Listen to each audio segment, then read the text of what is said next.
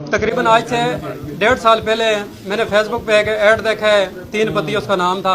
इसके ऊपर लिखा था कि ये गेम है, इसमें पैसे डालें और विन करें।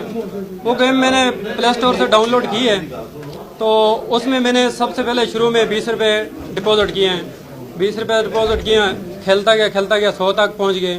फिर इस लालच में मैंने कहा चलो पैसे डालेंगे तो और पैसे बनेंगे, लालच किए। फिर ज़्यादा 5,000 डाले, फिर 10,000 डाले। कभी विन करता हूँ, कभी फिर लॉस हो जाते हैं।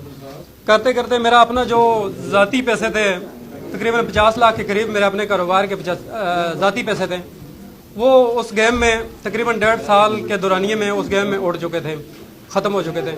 तो मेरे साथ कारोबारी ताल्लुकात लोगों के अच्छे थे, कमेटी मेरे साथ डाली हुई थी, एतबार किया हुआ था।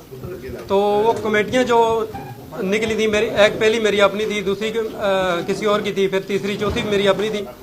कमेटियों जो उसमें निकली हैं, मुझे मिली हैं, वो कमेटियों में मैंने थोड़ी थोड़ी करके सारे पैसे एक ही दफ़ा मैंने नहीं डिपॉजिट किए। कभी 10,000, कभी 50,000, कभी 30,000, इस तरह डिपॉजिट करता था। तो वो थोड़े थोड़े करके 1.5 साल के अरसे में ये तकरीबन 2 करोड़ के करीब पेमेंट बनती है, ये मेरी ख़त्म हो गई है। ख़त्म होने के बाद मेरे जहन में ख्याल आया, 1 महीना पहले मैंने प्लान बनाया हुआ था कि अब करूँगा क्या, बर्बाद हो गया हूँ, घर वालों के सामना नहीं कर सकता, कारोबार तबाह हो गया। तो मैंने सोचा था कि चलो यहाँ से भाग के किसी दूसरे शहर जाके ये अमल करूँगा, जो कि मेरे लिए काफ़ी शर्मिंदगी का बायस है। मैंने बहुत गलत और घटिया काम किया, इसका मैं एतराफ़ करता हूँ। तो मैं यहाँ से गया हूँ, डीजी खान तक गया हूँ। मैंने घर वालों को यही बताया कि मैं डीजी खान और सादकाबाद और अलीपुर तक जा रहा हूँ रिकवरी करने के लिए। तो भाई ने कहा ठीक है, आप रिकवरी करें, अपने ग्राहकों से जो पैसे हैं वो लेके आए जाएँ। मैं डीजी खान तक आया। मेरा जहन ये था कि मैं डीजी खान नहीं उतरूँगा, मैं कोयटा जाऊँगा। यहाँ से मैंने ट्रेन का टिकट लिया है, ट्रेन के ज़रिए मैं कोयटा के लिए रवाना हो गया। जब मैं लोकेशन चेक कर रहा था मोबाइल पे, डीजी खान के करीब पहुंचा, मैंने अपने मोबाइल बंद कर दिए, सिमें बंद कर दिए, व्हाट्सएप सिर्फ ऑन था, सिमें मैंने निकाल लिए।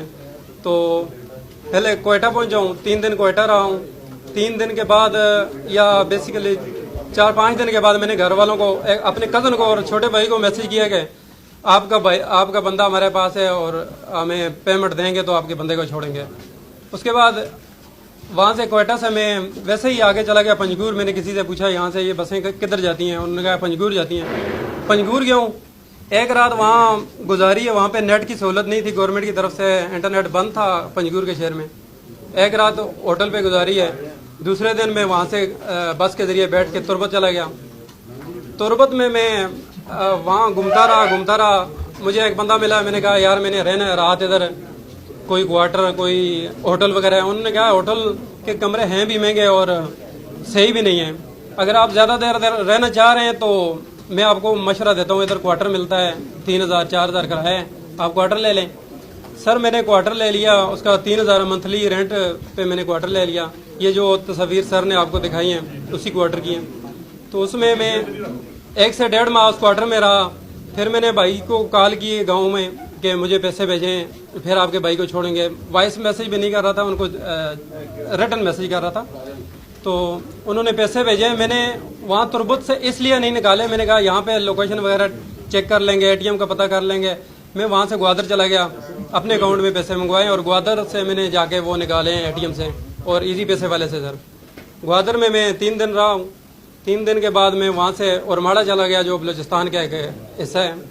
तो औरमाड़ा में मैंने दुबई होटल में मैंने कमरा लिया है। वहाँ पे मैं 19 से 20 दिन रहा हूँ। वहाँ 19-20 दिन गुजारने के बाद बात होती रही घर में, कभी पैसे कम कभी ज़्यादा मांगता रहा, कभी बेचते थे कभी नहीं बेचते थे। औरमाड़ा से मैं फिर वहाँ से भी निकल गया। मैंने कहा यहाँ मैंने बहुत पैसे मंगवा लिए हैं, मतलब अपने अकाउंट से इजी पैसे वाले को भेज दिए हैं। पीछे शायद CIA वाले या कोई महकमा कार्रवाई कर रहा होगा, उनको पता चल जाएगा कि ये किसके अकाउंट में पैसे भेज रहे हैं। मतलब जब मुझसे खर्चा ख़त्म हो जाता था तो मैं इजी पैसे की शॉप पे जाके उनसे पैसे निकलवा लेता था। तो वहाँ से इस डर के ज़रिए मैं निकल गया हूँ, पसनी चला गया हूँ। वहाँ से सिर्फ एक ही शहर गाड़ियाँ जाती थी, पसनी और कराची। कराची नहीं गया मैं, पसनी गया। पसनी 3 दिन में रहा हूँ। होटल वगैरह वहाँ पे नहीं थे, गांव तर्ज का एक शहर था। तो वहाँ पे मैंने एक दिन मस्जिद में गुजारी है। मैंने उनको कहा मुसाफिर हूँ, वहाँ पे जो सूफी साहब थे।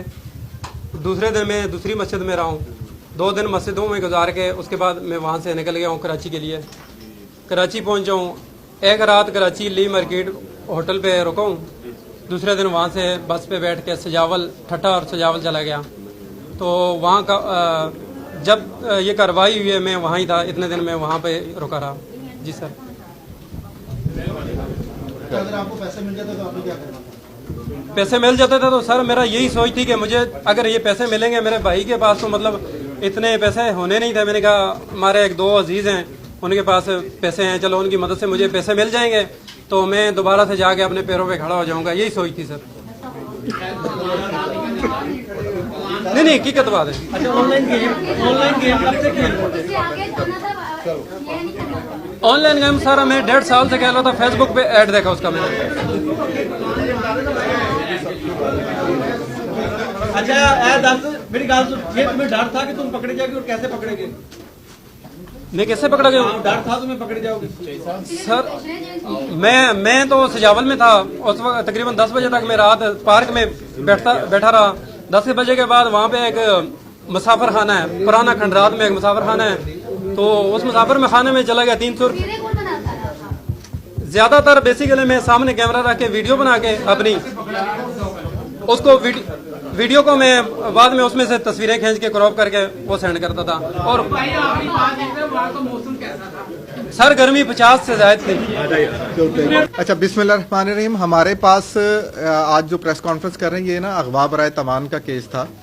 ये जो एक रिपोर्ट हुई थी हमारे पास 7/5 को, मुदई था शेर अफजल। इसने कहा कि मेरा एक बेटा है जिसका नाम है मोहम्मद वसीम, उम्र 33 साल थी, मिस्री शाह में ये सरिये का और पाइपों का काम करता था, कि ये अगवा हो गया और ये 7 दिन गायब रहा। 7 दिन के बाद इसकी FIR हुई और उसके बाद CCPO साहब ने और IG साहब ने इसका एक नोटिस लिया।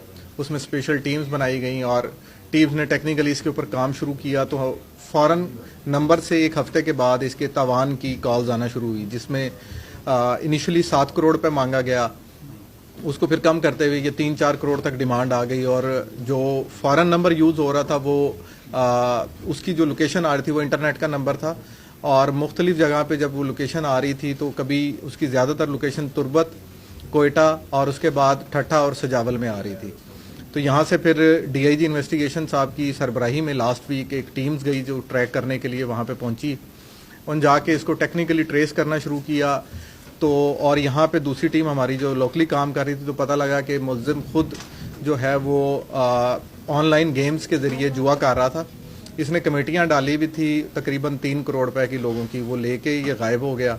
जब ये सारे पैसे तकरीबन 1 महीने में 60 लाख रुपए ये वहाँ पे जुए में हार गया ऑनलाइन। और जब हमारी टीम सजावल पहुंची तो सजावल में जाके और एक जो रेस्ट हाउस था वहाँ से इसको फिर रिकवर किया गया। तो उसमें ज़्यादा जो बताने वाली बात है कि एक इसने पिक्चर शेयर की जिसमें एक बार्बर के पास ये बाल कटवा रहा था, जो कि अगवाकारों की तरफ से शो किया गया था कि ये देखे कि इसको हमने कंफर्टेबल रखा हुआ है। तो वो टावर को लोकेट करती हुई जब टीम ने मैनुअली काम शुरू किया तो वो सजावल के पूरा सजावल के अंदर 2-3 हमारी टीम्स फिरती रही, वहाँ जाके उस बार्बर को ढूंढा और बार्बर को ढूंढने के बाद फिर आगे उसी की वेसिनिटी में जितने रेस्ट हाउस है वहाँ ढूंढा तो रेस्ट हाउस के अंदर से ये फिर रिकवर हुआ परसों और अल्हम्दुलिल्लाह फिर हम इसको रिकवर करके वापस ले आए।